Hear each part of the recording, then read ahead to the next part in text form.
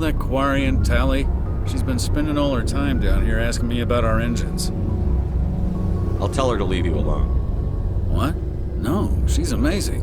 I wish my guys were half as smart as she is. Give her a month on board and she'll know more about our engines than I do. She's got a real knack for technology, that one. I can see why you wanted her to come along.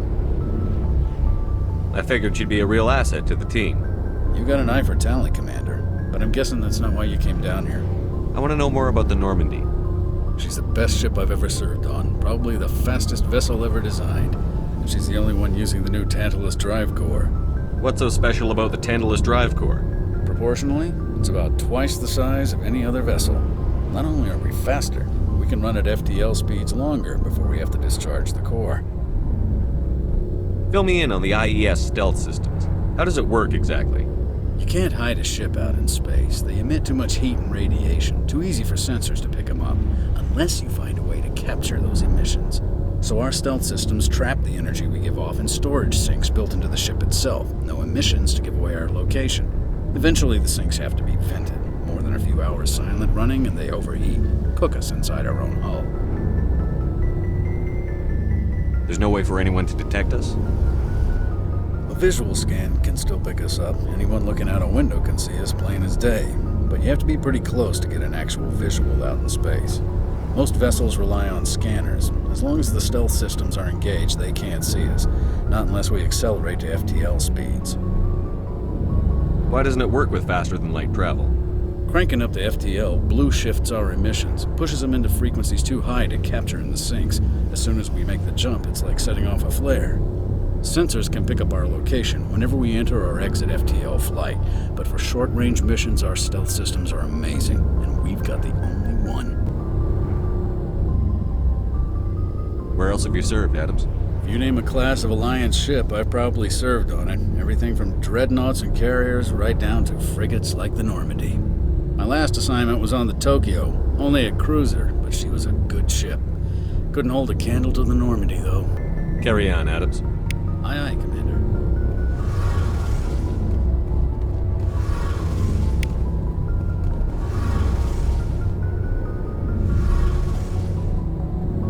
Your ship's amazing, Shepard. I've never seen a drive core like this before. I can't believe you were able to fit it into a ship this small. I'm starting to understand why you humans have been so successful. I had no idea Alliance vessels were so advanced. The Normandy's a prototype. Cutting-edge technology. A month ago, I was patching a makeshift fuel line into a converted tug ship in the flotilla. Now, I'm sitting on board one of the most advanced vessels in Citadel space. I have to thank you again for bringing me along. Traveling on a vessel like this is a dream come true for me. I had no idea you found ship technology so interesting. It comes with being a Quarian. The migrant fleet is the key to the survival of my people. Ships are our most valuable resource. But we don't have anything like this. We make do with cast-offs and second-hand equipment. We just try to keep them running for as long as we can. Some of the fleet's larger vessels date all the way back to our original flight from the Geth. I can't believe your fleet's still using ships that are 3 centuries old. They're constantly being repaired, modified, and refitted. They aren't pretty, but they work. Mostly. We've tried to make ourselves as independent as possible on the flotilla. Grow our own food, mine, and process our own fuel. But some things we just can't make on our own. A patch to maintain the hull integrity requires raw materials we just don't have. That's why our pilgrimages are so important. Tell me about your people. Our lives aren't easy. Resources are scarce, and we are constantly on the move. Everything we do must in some way contribute to the continuation of the migrant fleet. There are 17 million Quarians in the flotilla, and each of us relies on the others for survival. The bonds among my people are strong. Unfortunately, we have had to surrender many of the freedoms and civil liberties other species take for granted. What kind of freedoms? Well, it's illegal for parents to have more than one child. If our population grows too much, it would strain our resources to their breaking point. Of course, we also can't allow our numbers to become too few. If our population is in decline, the rule against single births is temporarily repealed. In extreme cases of population decline, incentives are even offered to encourage multiple births, though the Conclave hasn't had to take such measures in nearly a century. That's your government. The Conclave is our civilian branch of government.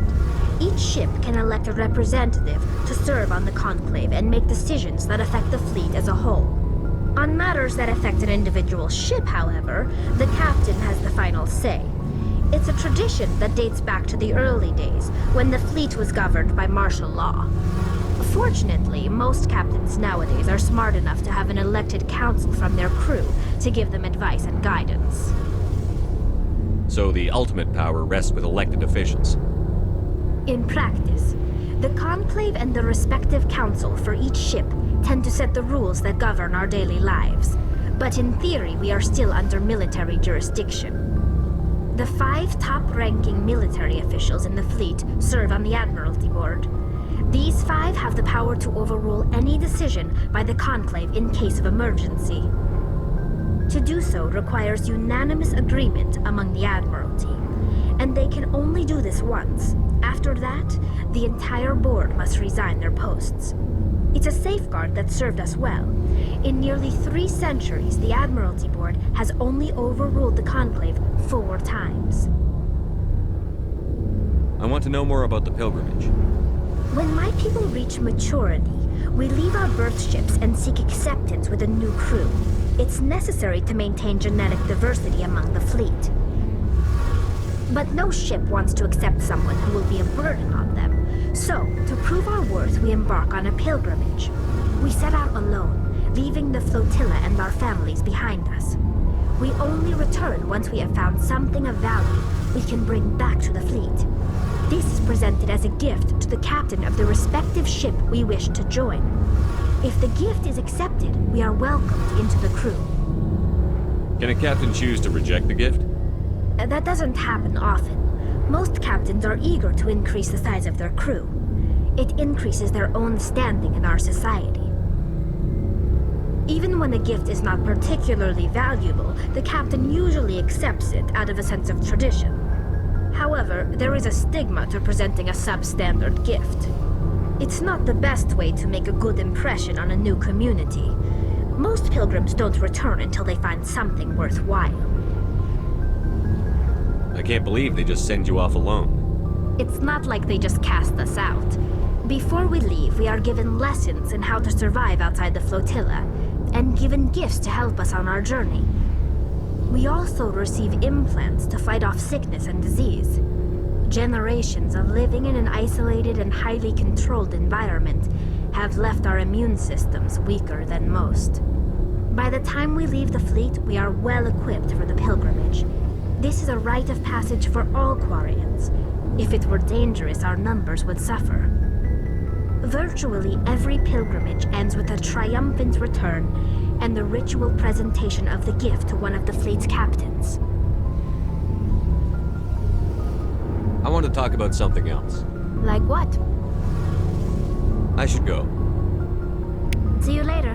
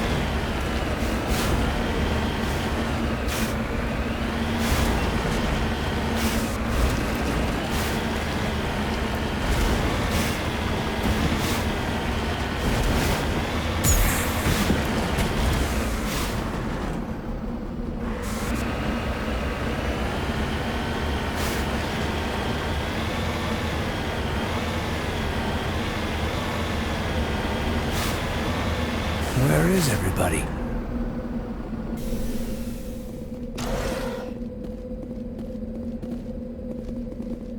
According to these data logs, the survey team unearthed some kind of alien technology. Guess we should head to the excavation site then.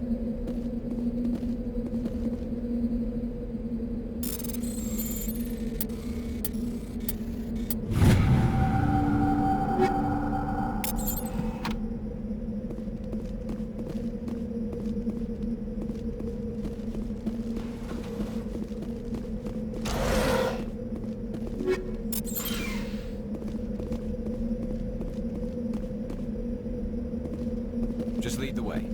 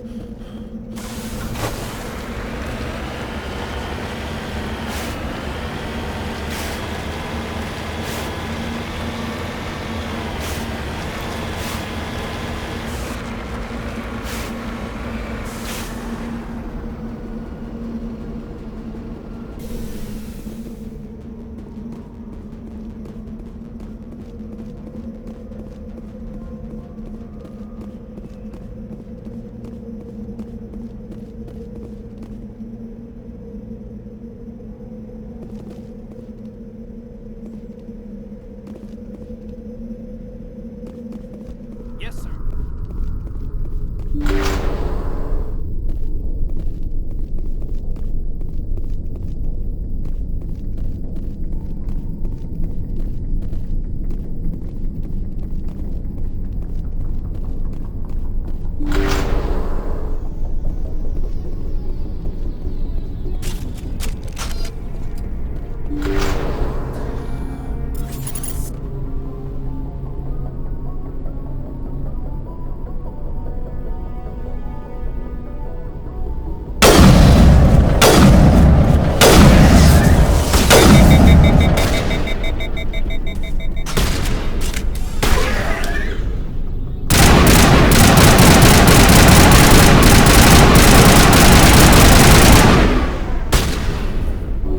Good to go.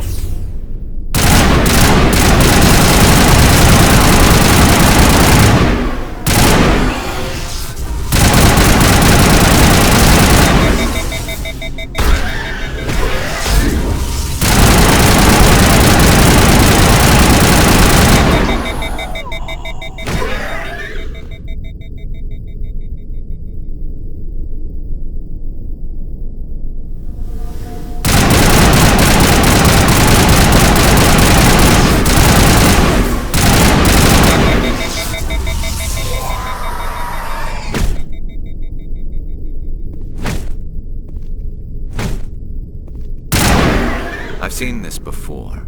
Machine cultists. The survey team must have unearthed some alien technology that turned them into mindless fanatics. Whatever they found, it's long gone now.